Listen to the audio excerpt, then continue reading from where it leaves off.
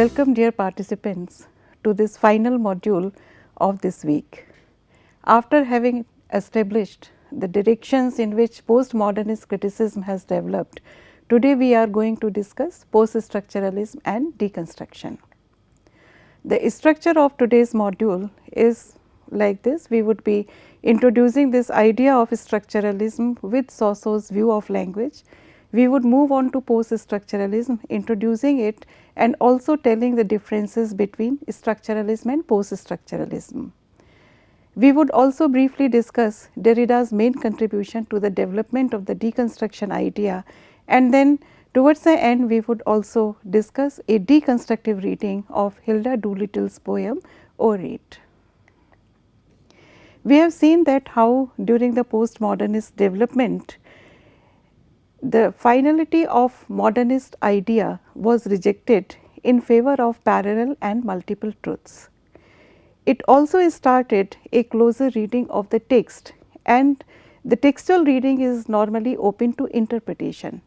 So, what postmodernism had done was to establish the supremacy of the text over a reading of nature or phenomena from the perspective of a social scientist who was trying to fix up certain certainties, the rational arguments, find out what was the truth and the correct answer.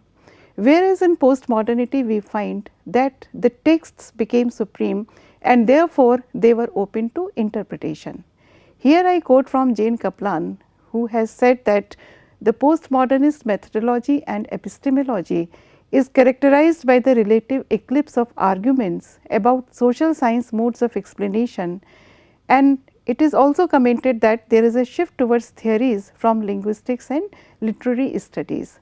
So, this shift towards linguistics and literary studies is seen in the postmodernist phenomena, as we have been discussing during this week. Postmodernism started to become popular during the 60s.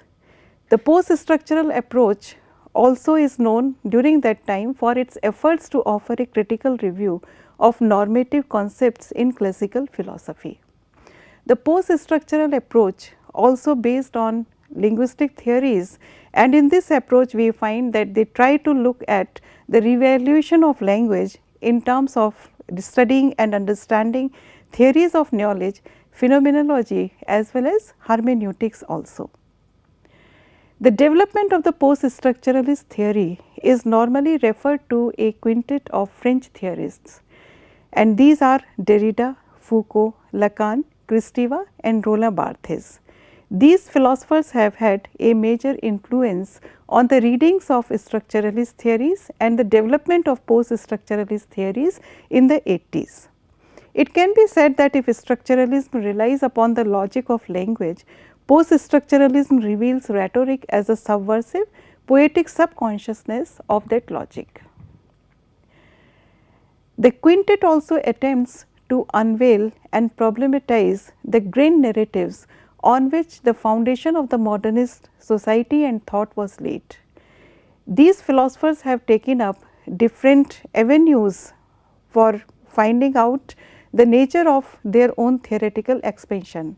For example, Derrida has talked a lot about the philosophy and its development. Foucault has majorly limited to writings in the historical context and power. Lacan has talked about psychoanalysis, whereas Kristeva and Barthes have talked about literary and cultural studies. Barthes' concept of intertextuality and Derrida's concept of difference, which is a conjoined word combining two words, difference and deference.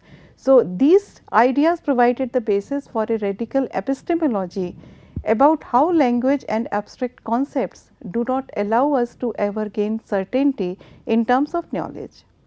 Derrida also suggested that the conventional link between the signifier and signified is at best tenuous only. Normally it is slippery and fragile, and therefore the meaning cannot be considered to be fixed as the structuralist arguments had provided to us. Derrida has also said that the text has a certain meaning within a context. So, this idea of the relation between the text and the context has become very important in the context of understanding Derrida's philosophy. He also says that the complete meaning of a word is present in the speaker's mind such that it can be transmitted without a significant slipping. This idea has been termed as metaphysics by Derrida. Derrida has suggested that the Western thought has been dominated by logocentric claims. These logocentric claims may be derived from different aspects. For example, they may be derived from art or religion or science or political dogma. But they are always presented in a binary, and in the binary a particular pole is always privileged over the other, and therefore it is ascribed a greater value, whereas it also downgrades or excludes the other pole. So, the modernist version of thinking in terms of binary has been challenged by Derrida. He has also discussed how logocentric claims are normally made and justified. He argued that one way users of language attempt to overcome the limitations and circularity of signification is to define concepts not in terms what they are, but through their difference from other things. Structuralism as a theoretical paradigm grew out of a need to systematize the study of literature and literary history. It is also suggested at times that new critical approaches had also laid the foundations for structuralism. As the very name suggests, structuralism is concerned with structures and more particularly with examining the general laws by which they work. It is the belief that individuals unit of any system have meaning only by virtue of their relation to one another. An individual unit does not have any meaning outside these relationships. Like formalism, it has also concentrated entirely on the form and does not consider the actual content of the text. For example, it is not concerned about the cultural interpretation or about the historical significance of a particular text.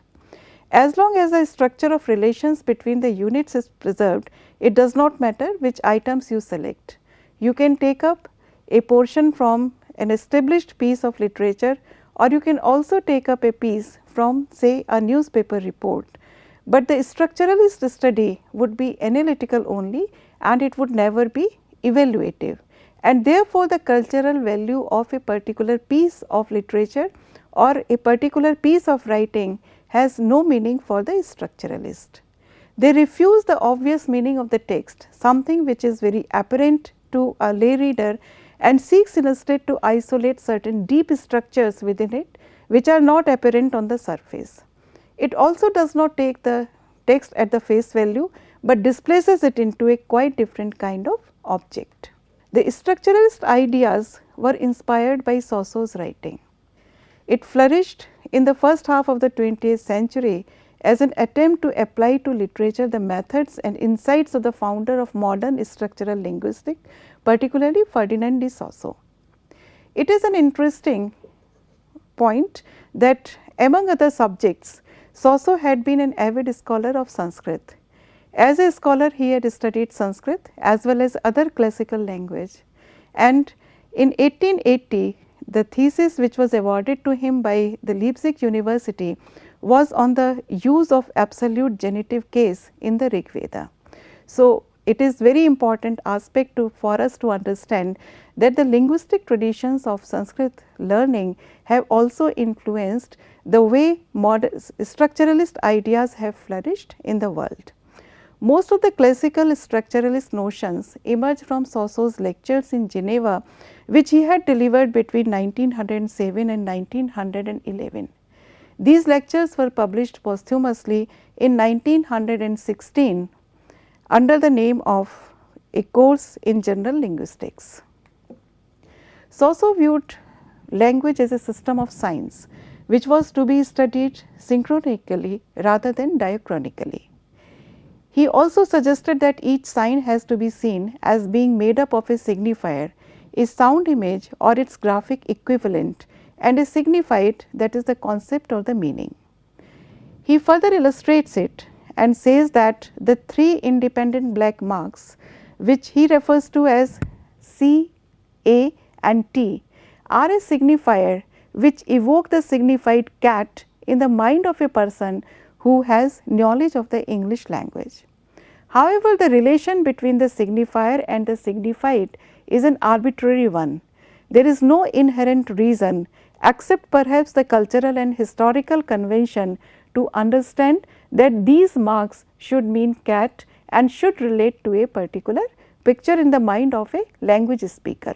Therefore, he suggests that the relationship between the sign and the referent, that means the sign and what it refers to, is absolutely arbitrary. Each sign in the system has meaning also only by virtue of its difference from the others.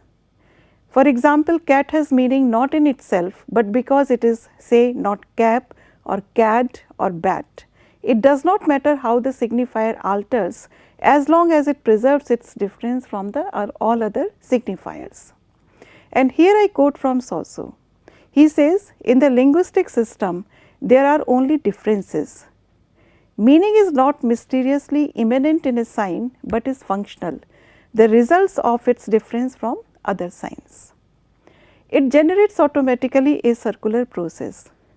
What is a sign now may be a referent if we take it further, and therefore meaning is not fixed, it cannot be nailed down, but it is scattered and dispersed along the whole chain of signifiers, and it is never fully present in any one sign alone, but is rather a kind of constant flickering of presence and absence together. Howsoever, the structuralists also maintain that there is a definite link between the sign and the referent. Saussure was more concerned with Lang, the objective structure of signs which made their speech possible, and he also believed that the linguistics should not be really too much concerned with parole, what he the name which he used for the actual speech or what people actually said or meant. Still, Saussure's contribution is very important because he discovered the internal structure of the linguistic sign and also differentiated this linguistic sign from its mere acoustic aspects and also from the mental processes with which it was earlier confused. If structuralism divided the sign from the referent, we find that the post-structuralism goes a step further and it divides the signifier from the signified. Post-structuralism is basically a response to the structuralist like Ferdinand de Saussure and also to the writings of Claude Lévi-Strauss in anthropology and also to a certain extent a response to the Russian formalists like Jacobson. Among the most important representatives of post-structuralist philosophy are, as we have already talked about them, Derrida, Gilles Deleuze, Lyotard, Lacan, Foucault, Zizek and his school, and in the USA we find that Judith Butler and Richard Roorkee were working in this direction. These post-structuralist philosophers changed the shape of critical inquiry in the areas of philosophy of language, and they also influenced literary theory, gender theories, ethical interpretation as well as neo-pragmatism. Post-structuralists see the theories of the structuralist as based on philosophy of language and anthropology, and they also apply their insights to a wider range of topics and radicalize some of the premises which were put forward by the structuralist. At the same time, we find that there is a lot of difference among the post-structuralists themselves also. They are not exactly duplicating each other's ideas, but some of them move historically or hermeneutically. Some of them may base their ideas on discourse analysis or may also merge critical theory with psychoanalysis. Despite all these differences, we find that at least there are two premises which are common in post-structuralist arguments. First is the understandings about the way language functions and we attach meanings to language. The second is that all of them were influenced by phenomenology, particularly as found in the works of Edmund Husserl and Martin Heidegger. The implication of the post-structuralist philosophy convinced the people that language is a much less stable affair than the classical structuralist had initially considered. It is not a well defined or clearly demarcated structure containing symmetrical units of signifiers and signifieds without any doubt, but it is more like a sprawling web where the meaning cannot be fixed. According to the post-structuralist, there is a constant interchange and circulation of elements where none of these elements is absolutely definable and where everything is caught up and traced through by everything else. So, in a way we can say that the introduction of the postmodernist fluidity and flux into the structuralist arguments resulted into a post-structuralist theory. At this point, it is important to discuss Derrida and his basic philosophy. We find that he is not only a major figure associated with post-structuralist argument, but he is also considered to be the founder of deconstruction. In order to understand deconstruction, we also have to understand the exact meaning of the term coined by him, that is difference. As we have already seen, difference is a combination of two different verbs, to defer and to differ. That means, there is a quality of differing as well as a quality of difference whenever we refer to the quality of meaning in language. He says that language is only a chain of signifier. It does not consist of the union of signifier and the signified as claimed by the structuralist philosophers. It also means that the concepts which we hold dear to us are not solid and stable meaninged concepts, but these concepts are also fleeting and there is a continual interplay of signifiers. He also says that what we understand to be meaning is really only the mental trace left behind by the play of signifiers. And therefore, he says that there are two important characteristics of language which we have to understand. First, that its play of signifiers continually differs or postpones meaning. This is the first part of this word, difference, and then he also says that the meaning it seems to have is a result of the differences by which we distinguish one signifier from another. This idea by Derrida decentered Western metaphysics and philosophy. Derrida has in a way critiqued the Western philosophy as a logocentric enterprise, which is created by the hierarchies of binary oppositions influencing every aspect of cognition. We have already discussed how binaries give priority to a particular interpretation and also push the second part of the pole, the second binary, into oblivion. But beyond that, Derrida also believes that the Western philosophy has always advocated some ultimate word, presence, essence or truth or reality, which according to it acts as the foundation of all thought, language and experience. It may be the idea of the God, it may be the word spirit, the self, sustenance, matter or whatever other name may be given to it. But that it is considered by the Western philosophy, as Derrida claims, that each of these concepts hopes to found our whole system of thought and language, and therefore, if it is beyond our system of thought and language, then it must also be beyond the linguistic systems. It cannot be implicated in the very languages which it attempts to order and anchor. Somehow it is beyond these language experiments.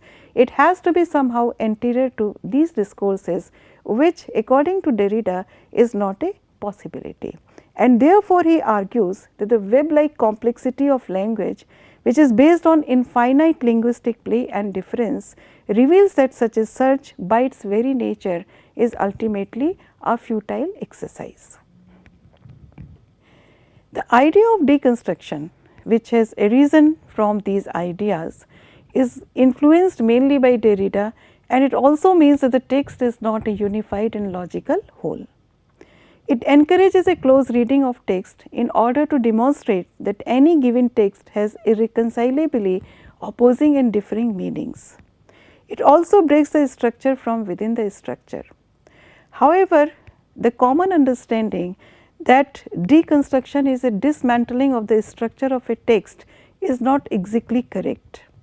In fact, deconstruction wants to demonstrate that the text is already dismantled itself.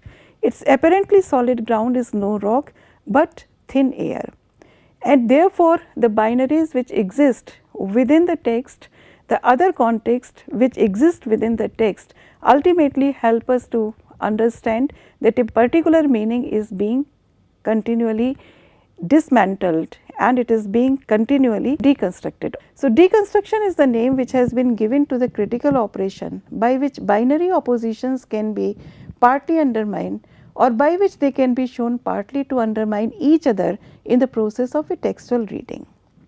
We can say that whereas the structuralist concept was satisfied if it could look at the binary oppositions which were present in a text. For example, the binaries of high and low, light and dark, nature versus culture, etc.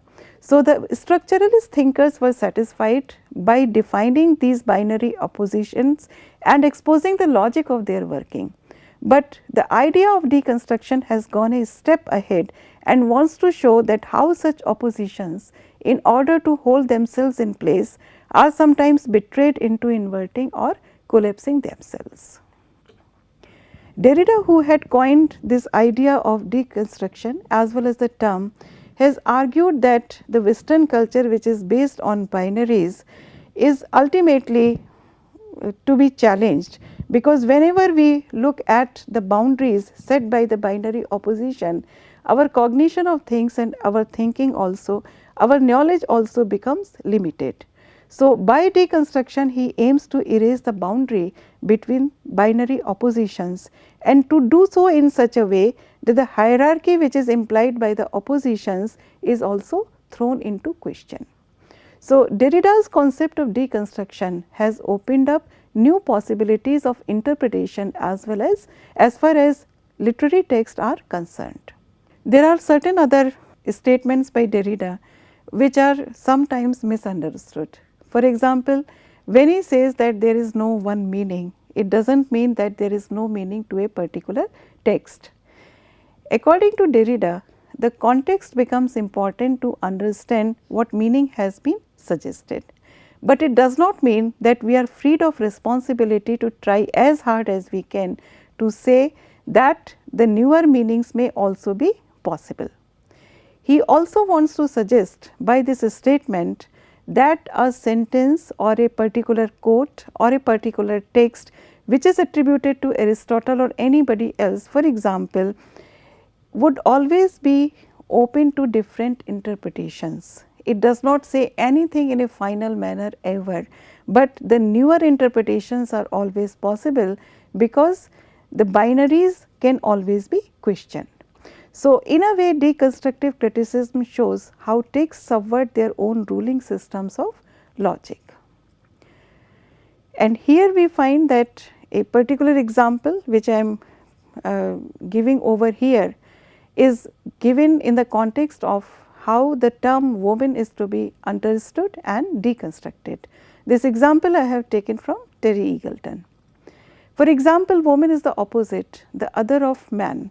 She is non-man, defective man, assigned a chiefly negative value in relation to the male first principle. But equally, as Eagleton has written, man is what he is only by virtue of shutting out this other or opposite, defining himself as an antithesis to it, and his whole identity therefore is caught up and put at risk in the very gesture by which he seeks to assert his unique existence, his autonomous existence.